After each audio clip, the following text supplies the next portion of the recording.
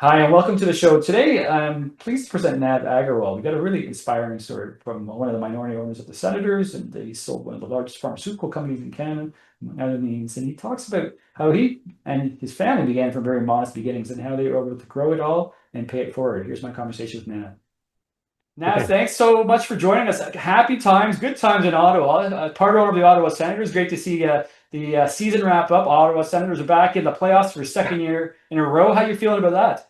We are super excited. Yeah, it's been really great for the city. I think more for anything, because of my relationship with the Senators, I've got to know the players a little bit. Had a chat with Tim Stutzlo for a few minutes, a few months ago, and they really believed they'd be here. And I told them I really believe you'd be here, and I'm so happy for the players. I got to tell you, they work so hard, so much adversity. I've got to know the coaching staff a little bit. They were just pumped. I was texting back and forth with the coaches, so everyone's really excited. I'm hoping it's a long run, but what they've achieved, considering, we're pretty excited. It's an amazing achievement, right? And it's starting from the belief. I think from the captain on down, right?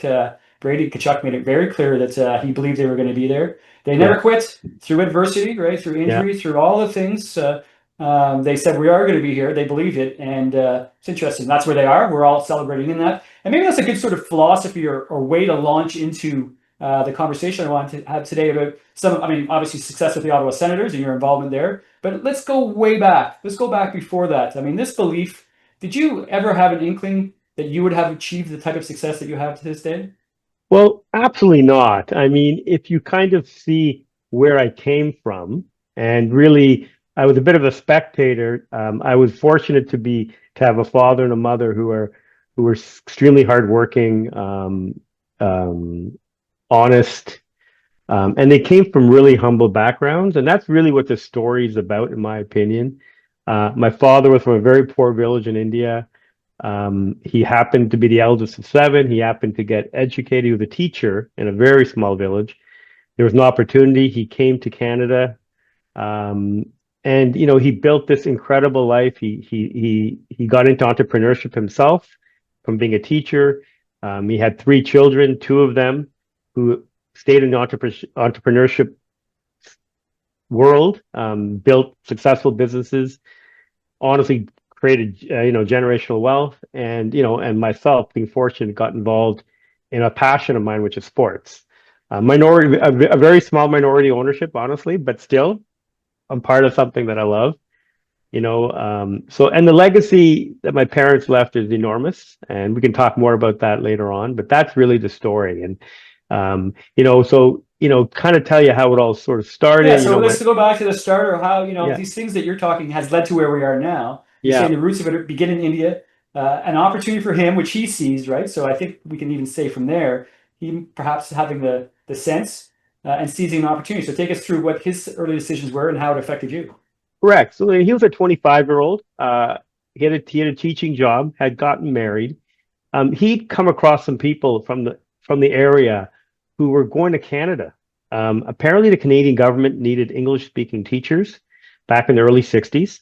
The baby boom had happened. There weren't enough teachers. So my father applied because he needed to. The whole goal of coming to Canada was to make some money and send it back to the village. That was all about, and he was willing to take that risk. So obviously, right there was something unique about my father. He was willing to take that risk. So he landed in a very remote part of Cape Breton on an Indian reserve, quite frankly, in Cape Breton, where he taught high school. For a period of time, my brother had just been born, and they lived in a trailer parked on the school grounds. My father slept on two chairs, one for his rear end, one for his legs, and one bed for my mom and my brother.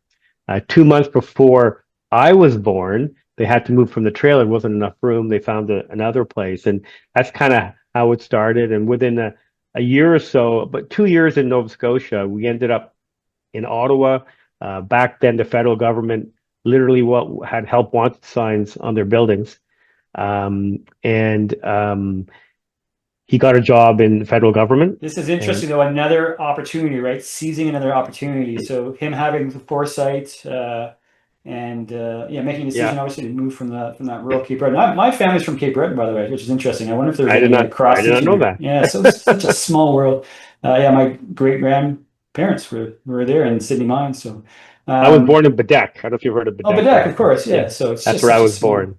Yeah. So you're born, it's So, just back then, and then your father comes here and brings the family here, obviously seizing another opportunity. What led to that? I mean, he wanted to again so, to, in the state of progress, I guess he's thinking. well, what he told me back then is, of course, being in a small Indian reserve was one type of life. When he came to Ottawa, though Ottawa was small, was way bigger than that, right? So he just wanted to be in a bigger city, in a bigger environment, and getting a federal government job is huge. Like in India, that's a lifetime job. Maybe like here too, maybe. So he thought my life is settled. And that's sort of how it was. And within a year, my sister was born. So, I mean, there were, my parents had literally three of us within 2 years and 11 days. So our birthdays were born in 64, 65, and 66. And to make things even more amazing, when I think about my parents, 'cause I'm a parent myself, me personally, when I was born, from my legs were kind of bow-legged.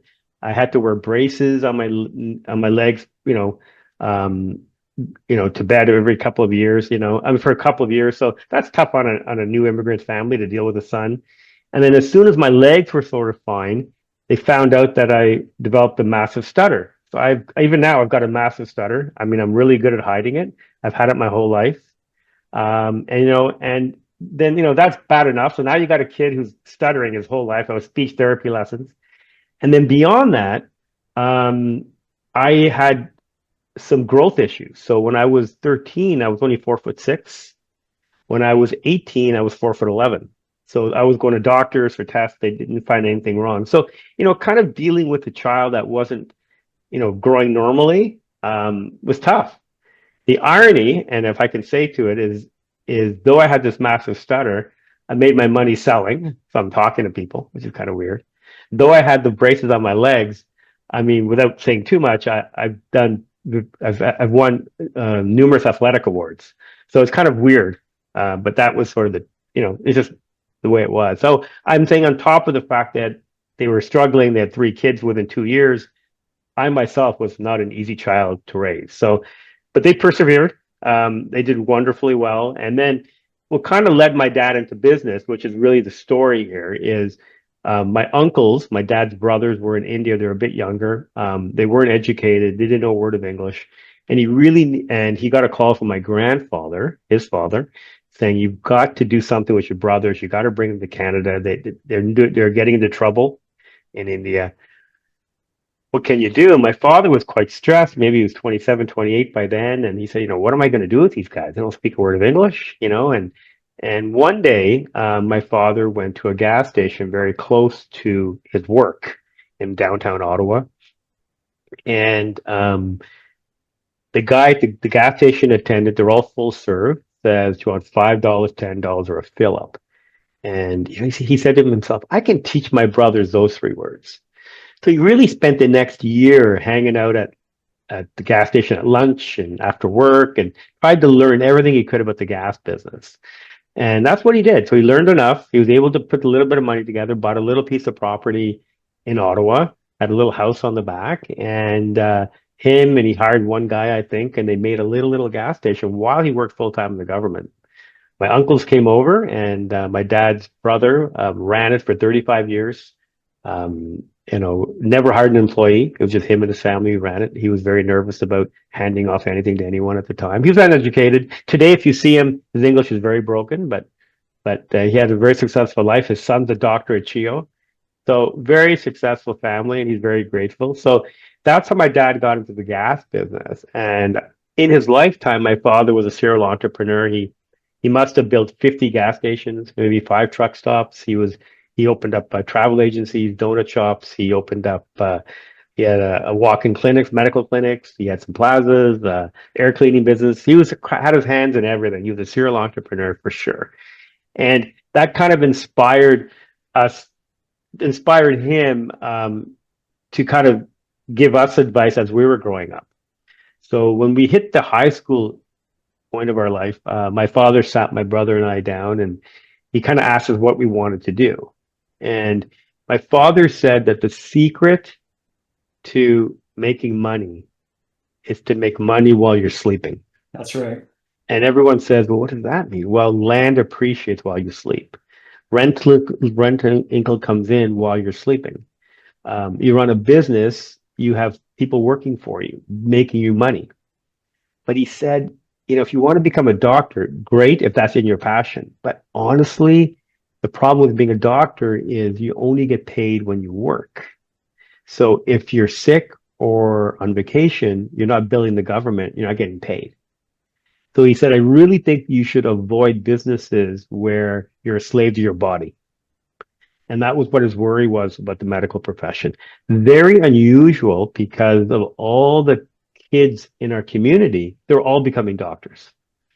And that was the dream of all parents, in the Indian community at least, that their parents become doctors or engineers or something, primarily doctors. So that my father kind of veered us away from that because he'd seen business and he really thought that was the way to go. He encouraged us to become CPAs or lawyers because he wanted us to be in the business world and have opened ourselves to opportunity. If we stayed in the medical profession, our knowledge is very narrow. So he wanted us to avoid that. And so as a result, myself, my brother, and my sister were all CPAs. My brother's an MBA as well. And so we're pretty educated from that perspective. But that was what drove us into the business world.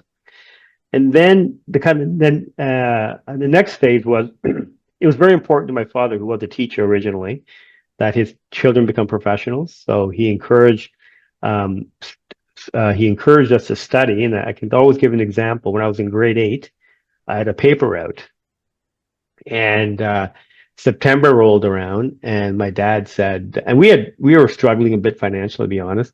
And my dad said, I need you to quit your paper route. And I said, well, Dad, I mean, it takes like no time. And he said, son, I want no excuses. Your only goal is to do well in school, because for us to separate ourselves from the local Canadians, we can't be the same. We got to be better.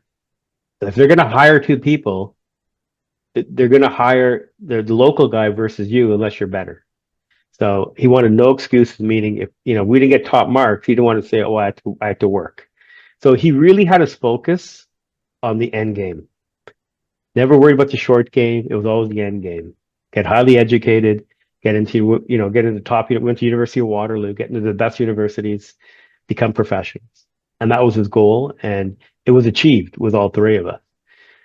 But but it didn't end there, right? Because what had happened is, but it's a long story, but my father was at about 3 gas stations by the time I graduated university. And then the question was, what's next? Fortunately, I got my CPA. I passed my exams. I went to my father. I remember it clearly. And I said, Dad, I got some great news. He knew I passed, but I said, look at Dad, I got a big bonus from these partners. I've got my own office, things are looking up. I'm really excited. And instead of saying congratulations, the first thing he says is, son, we have a problem. We got another problem here. Right. We got another problem. And I said, what's the problem, Dad? He said, well, these guys, they're giving you money because you're making the money. And the longer you stay, the more they're going to pay you, and you're never going to leave. At that point, I was 23 years old. And he said, look, you've just come back from Waterloo. I'd like you to give me 2 years of your life, because if you keep working and you meet someone, you'll never leave. So it's better if you right now, you just quit your job. I was articling in a firm, and they were now offering me full-time position. Quit your job. My brother had just finished his MBA. He was looking for a job. My dad he told him, don't look for a job. I want the two of you to just join me for 2 years of your life. You have no commitment. You're all living at home. We just come back home, and let's just see what happens. So, and that's what we did. We went from 3 gas stations up to 11 stations in a couple of years. One thing about my father is he really believed in debt. He believed in leverage. He had a famous saying that if you have $1 in the bank, you should go ahead and borrow 2 right away, because banks will lend you money if you have 33% equity. And he said, if you're not smart enough to make more money than the bank on that 2/3, you're not worth much.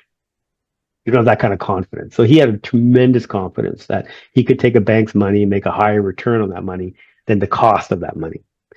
So he was a big believer in leverage. And that's how he did everything. He did everything without money, quite frankly. So we built into a lot of gas stations. And then we kind of ran into some trouble because by 1991, the environmental lobby kicked in. Somehow they convinced the banks that there's risk only having gas stations in their portfolio because there could be leaks and so on. So really kind of around from 89, I joined the business. By 91, all the banks almost at the same time approached all of us saying that we can't lend you any more money for gas stations. We have too many of them in our portfolio. It's creating too much risk profile. So we no longer had any banks to finance growth. So we were kind of stuck. My brother was the one who helped my dad in finding locations, rezoning properties, helping to construct. My job was the second it was constructed, I had to find the guy to run the managers or the employees to run it. I set the gas price, I get it fixed, repaired, all that kind of stuff. The operational side I handled, the finance, they handled the construction. So I was busy. I had 11 gas stations going, running around, and I was busy with that. My brother wasn't so busy, and he was kind of in a quandary what to do next. So that is where that was an opportunity created. A problem creates an opportunity as well. And so my brother did his MBA international business, was his MBA, specialized in that. And he said, why don't we do some sort of import export business? There's lots of inexpensive stuff from over, we're talking early 90s, no internet. So there's opportunities maybe we can do. And my father had a lot of contacts in India. We used to go back a lot. So I know my brother tried ceiling fans and motors, for example. So my father's uncle, kind of relative, was a CEO of a big company in India that manufactured them. So he approached them and said, look, my son's got some time. Have you ever thought of exporting your ceiling fans and motors? No, well, sure. That's what we did it. So my brother got them CSA approved. We started importing motors and ceiling fans. We found a distributor in Brockville, Ontario. He was happy to take it on because our prices were way cheaper than what he got from the US. And it worked for a little while, but the quality we couldn't sustain the quality. So that business sort of failed. We tried bicycle helmets. My brother tried all kinds of stuff in this scheme of trying to figure it out. Around the same time, my father had a friend of his in Toronto who was a pharmacist.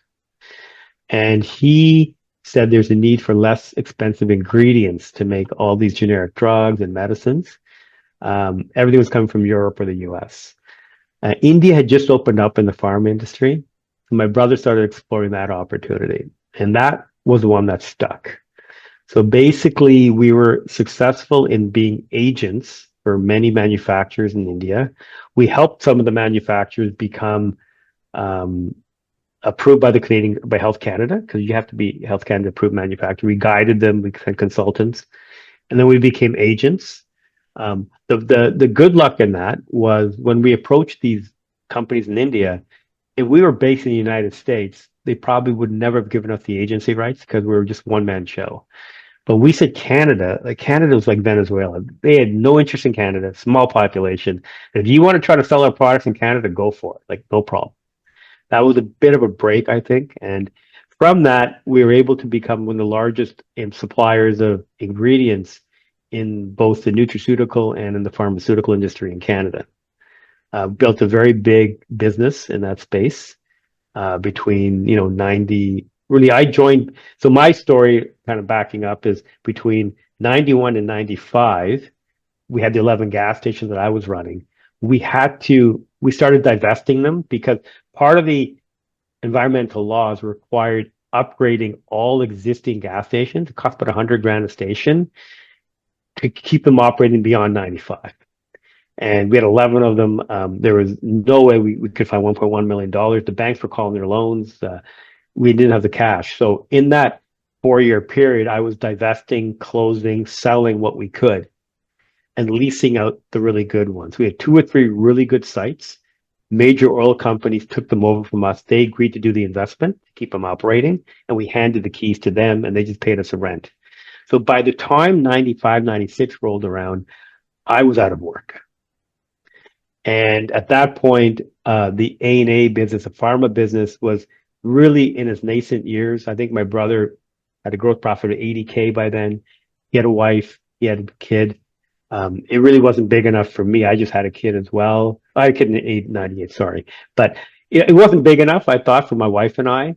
And I had thought seriously about moving to Hamilton and becoming a CA again. I had a good friend there, and he asked me to come there, and I'd be a manager at Deloitte or something. So I was contemplating that. I spoke to my brother. My brother at that time was trying to get this thing to work, and he finally decided that he said, "Look at Nav, just stick around for a year. Let me take care of the pharmaceutical side, which is what's used to make generic drugs like ibuprofen and makes Advil, and you handle the nutraceutical side, which is like the vitamin C, which is the calcium powder for calcium tablets, whey protein."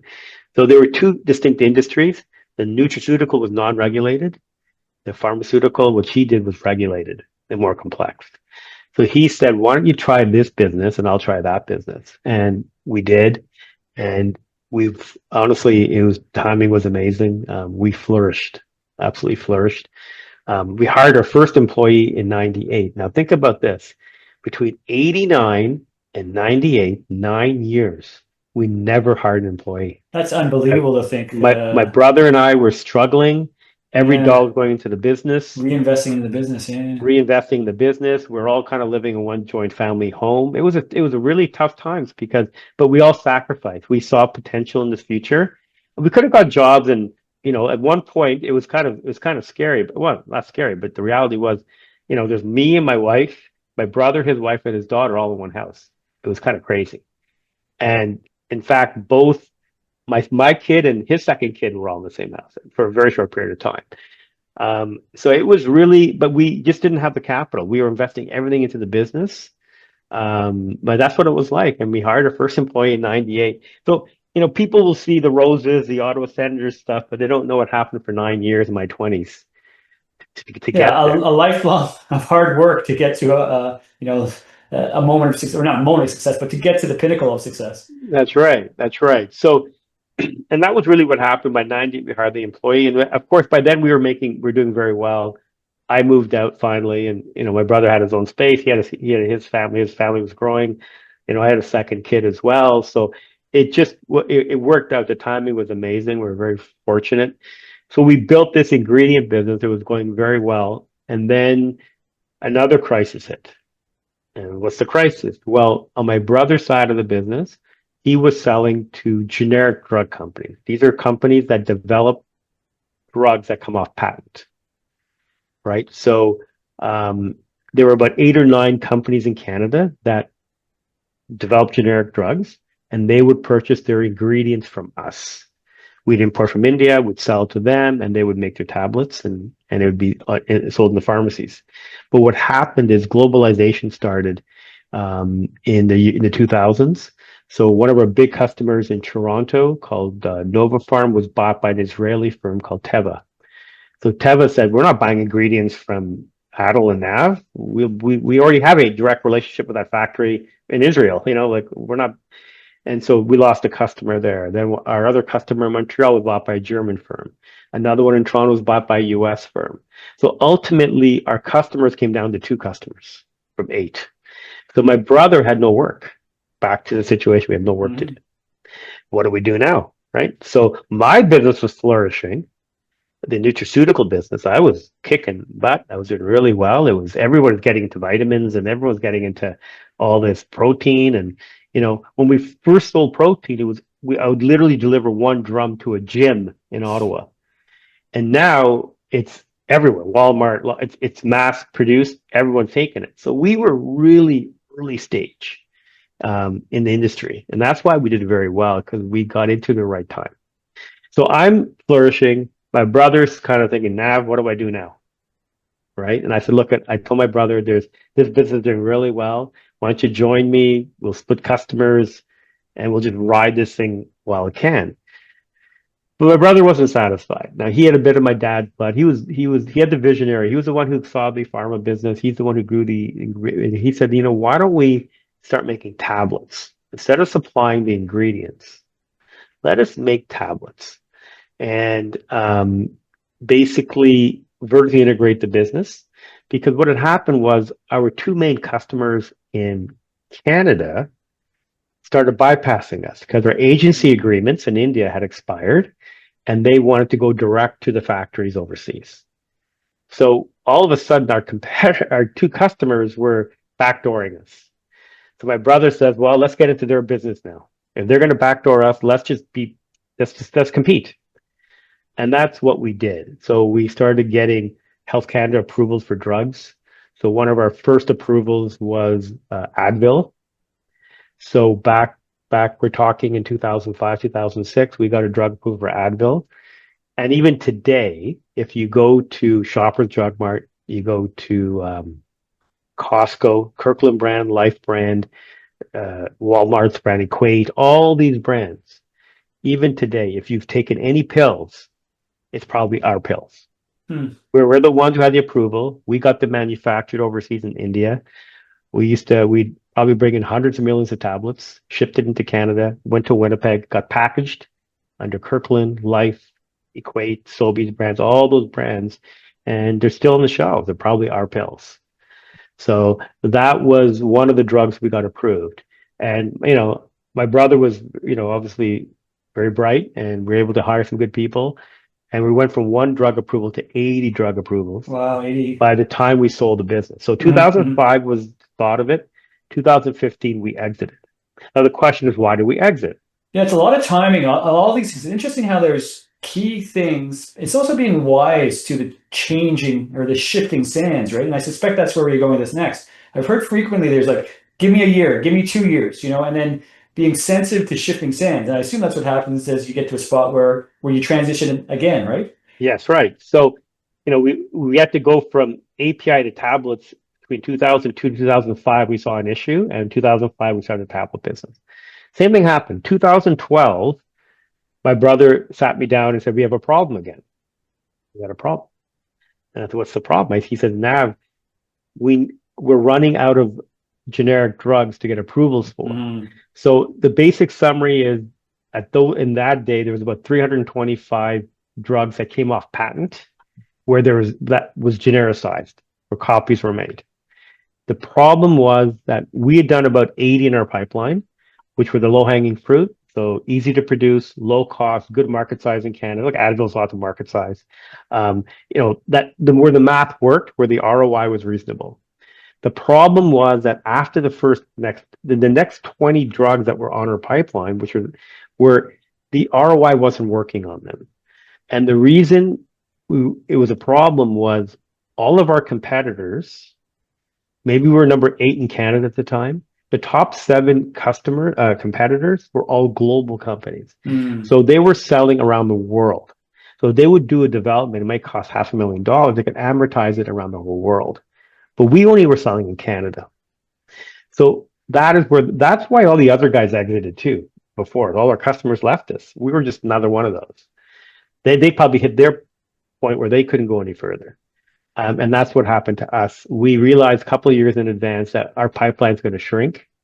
And what happens in this industry is, as we're selling to Shoppers Drug Mart, we're selling to the other chains, Loblaws, Shoppers, there's lots of chains, can't remember, the Sobeys chains, all these chains. They'll only buy products from us as long as they know we're investing in new generic drugs. That's where they make money. So they always want to see what our pipeline is and what's coming next. And they do bundling, right? So they'll give us some nice, easy stuff that's been genericized for a while, only if we're bringing new stuff to the table. So our pipeline was shrinking. And my brother said that we are going to become irrelevant in a matter of time. We need to find a buyer. And that's what happened. We hired an investment banker And slowly but surely, it's a long story, but we were able to find an acquirer actually out of India, a the billion-dollar company who had drug approvals in the US, had drug approvals in the UK, around the world, but nothing in Canada. And it was cheaper for them to just buy a company like us as opposed to organically doing all the drug approvals themselves. They're taking 8 to 9 years to get Yeah, the really timing right. as well, right? So, and Yeah, that's as you say, the globalization, right, in big pharma.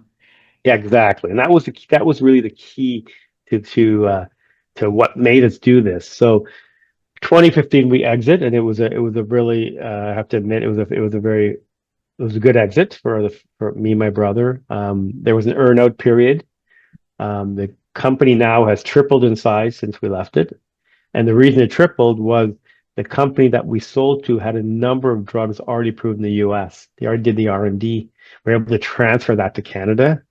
And so the number of drugs I think that we went from 80 to about 160, 170 drugs they have now approved. So it's a huge company now. So there's a lot of synergies, and that's what worked for the acquire. But the earnout was also very good. So it's been a real great success story. I left 3 years after that period. Sure, at the Um, earnout. So you had a number of years post closing. that's right. That's Yeah. right. And so I left. I ran the ingredients company. I was still running on the side. For while this was all going on, the ingredients company was kind of running on its own, and I was managing it all. I spent a little more time on the ingredients company, kind of grew into the U.S. Grew more into the U.S. market, and then around 2014, approached my brother about the idea of maybe one of the families taking over this business because it wasn't big enough for both families. We had both exited, and he showed an interest to continue to work, and I respected that. So he purchased my shares. So really, since November 2014, 2024, I've kind of semi-retired, and I'm pursuing a lot of other interests. So it's been Yeah, a which great, is great story. which is the natural progression as well. It's wonderful to hear that in this succession, right? Again, seizing opportunity and being very it's interesting to hear that there's been a lot of insight and maybe credit to your brother. You were able to sort of forecast, right, or predict what was going to happen with the Yes, markets and time yourselves accordingly, which seems like to be a real strength of what you guys have accomplished. absolutely. I think what's really important is we're realistic about the future. Some people are, it's very stubborn. No, no, we're fine. We're fine. We realize our weaknesses. Not everybody does. So we recognize, we're both CAs. We're both very practical. I think we're successful with one another because we saw things very similarly. There wasn't one guy whose head was very high or that kind of thing. So, he was definitely the visionary, I think, of the family. He was like my father, I think the visionary. They saw opportunities.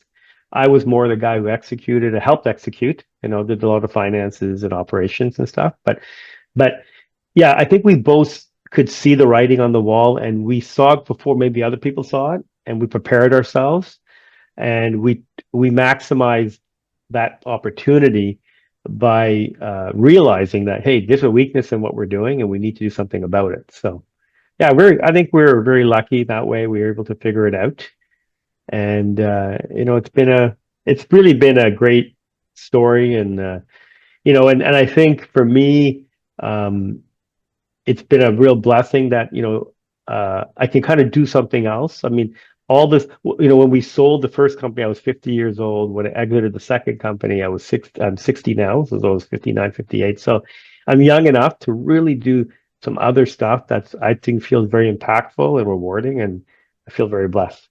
Absolutely, and and you are making a difference in that way as well. I mean, you mentioned the sale, and obviously it's allowed you to do other things, right? So, where are these passions taking you? What are the things you're working on now that perhaps we can give some energy to? Yeah, so I think, a few things, like the one advice I would say to people is it's hard to just turn it when you retire just to start something new. So whatever I was doing, I'm not trying to over promote myself, but whatever I was doing, I've been doing my whole life in some senses, but it's just been much more now because I have more time. So to kind of give you some perspective, when I was a young kid, I was tutoring people, I was helping people. When my kids were going through I managed 14 ice hockey teams. I ran the Pean City Soccer. It was a soccer club for 9 years. So me and a couple of guys, we ran it. So while I was building these companies, wherever my kids were involved in, I got involved in I volunteered. I wanted to help out because I didn't like the fact that these coaches were doing it for free and I was sitting on the sidelines. It just bothered me. So I wanted to be part of something or help out. Everybody else was helping out. Why not me? And that was really my thing. So I had a whole life of kind of being part of a community or running hockey teams or running a soccer club. I was part of scouts as well. I was on the foundation of the Cancer Foundation of Ottawa. So I was on some boards. There was a local big temple in Ottawa. So back, I've been now 15 years. So this is in the heart of the growth.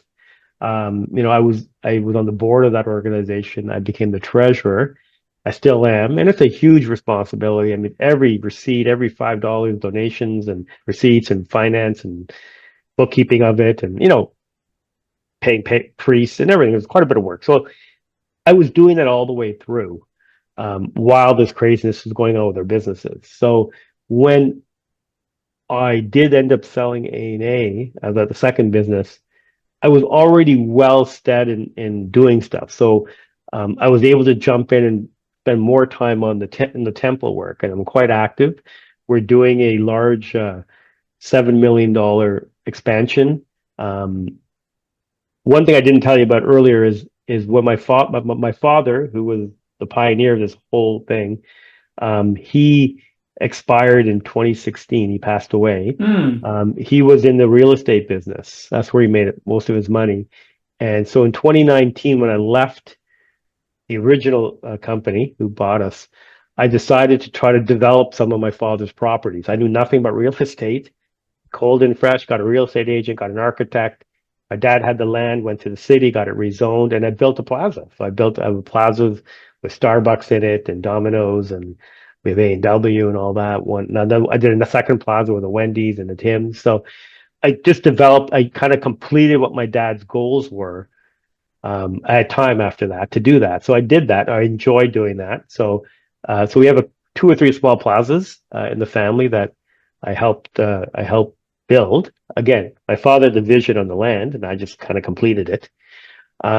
So with the temple, we wanted to do this great expansion, and on the board, I'm the only one who's got any experience in construction and building and so on.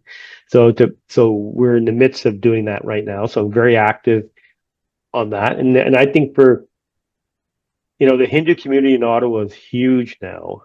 We would have maybe 2,000 people come to a main event. Now we're having 8,000 people come. Incredible to see. And I see the impact it has on these people. They're new immigrants. They don't know anybody. It's a gathering point. It's very important to them. That's why they come. So, if we can reinvest in the temple and make it better for the community, it's great. So I spent a lot of time on that for the local community. Outside of that, my wife and I, from India, of course, we've always just wanted to do something in India. So 4 or 5 years ago, again, after 2019, after the exit, had some time, decided to start a foundation. And we found a NGO in India, which is nonprofit in India, to administer the scholarship program that we created. So what we look for is we look for very bright young ladies. India has standardized testing, so you can really figure out who's the smart, who have high marks and who don't. Bright girls who are highly motivated, driven, who apply to get into universities, so who want to go to become doctors or engineers. So they need some funding. So they apply to our scholarship. It's advertised by this nonprofit in India. We might get 800 applications a year. We initially accept 20 to 25. This year, we're going to be accepting about 55 students. And then once they get into the program, we cover their education for a full 4 years. Wow. And they become doctors, engineers, and it's just so wonderful. The beauty of the experience for my wife and I is in the program, we get to meet every girl for 5 minutes a year. We have a Zoom call. We get to know them year after year, and we can see the growth from year 1 to year 4. They're completely different people, and they're beautiful, and they're intelligent, and they're motivated. And it feels great to have impacted them. They're making a difference too, right? So it's going back to the way Yeah, that your father sort of began and gave, inspiration for the things that, you've allowed to finish. I think the same thing's happening, right? And maybe, some of the things that he was originally doing, making those around him better, giving those around him opportunity, you're continuing to do the same thing. yeah, exactly. And to kind of emphasize the impact this is having. So in these 5-minute phone calls, we get to chat with the ladies, right? Yeah, the young girls. And we had one call where my wife was asking the young lady, tell me what you're going to do in the summer. You're off, school's gonna be done. Are you going to hang out with your friends? She goes, no, I'm taking a robotics engineering course. And my wife said, no, what are you doing for fun? Like, you're going to go to the movies, hang out with your friends. She goes, no, you're talking about that. Well, I did that the first 17 years of my life. I'm not wasting any more time. They do not take education for granted. They are driven and they're motivated. These are special children that needed a little assistance, right? So that's good for us to see. And then, the girls, of course, they're very thankful every time they call. Thank you for this. And I said, you know what? We tell them that you are meant to be a doctor. In the Hindu tradition, we really believe in karma and destiny. We say you were meant to be a doctor, and we're just simply conduits. We have to make the money and get it to you somehow. So really, it's all you. It's all your hard work. You got the scholarship. We didn't. You worked hard. It's just that was your destiny, and it had to come through somebody.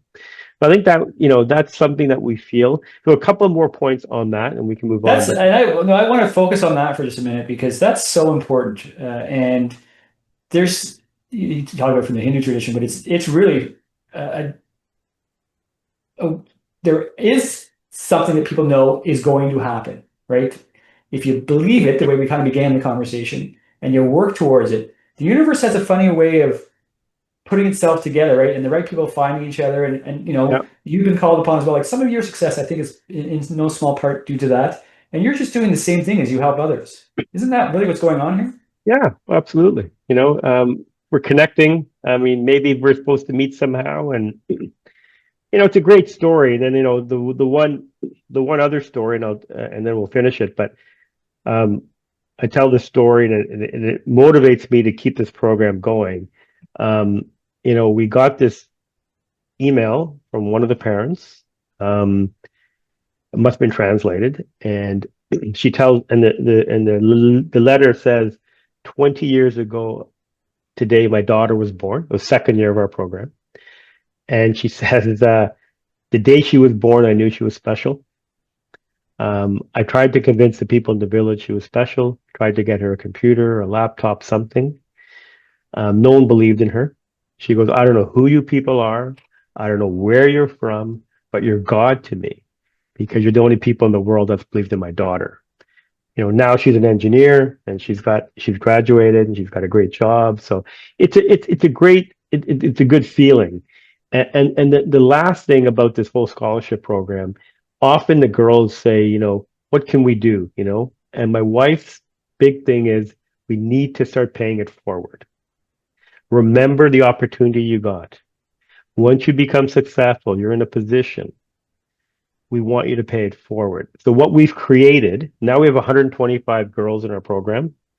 What we've created is kind of this LinkedIn social media page for all alumni.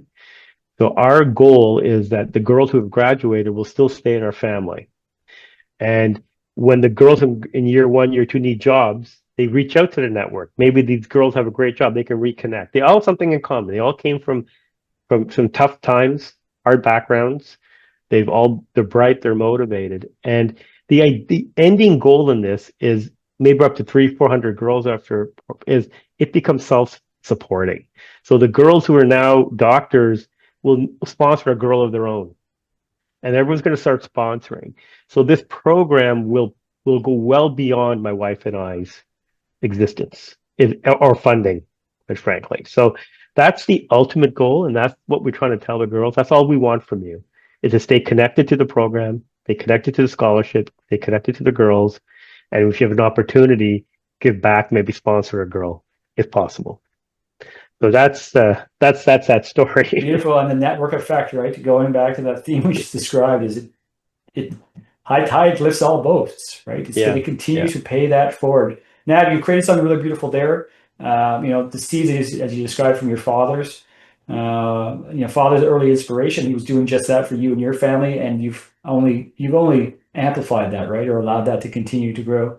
Love it. I appreciate you sharing all of that. I like to end these episodes with, you've given us a wealth of information here, but something that is stuck with you, something that you have.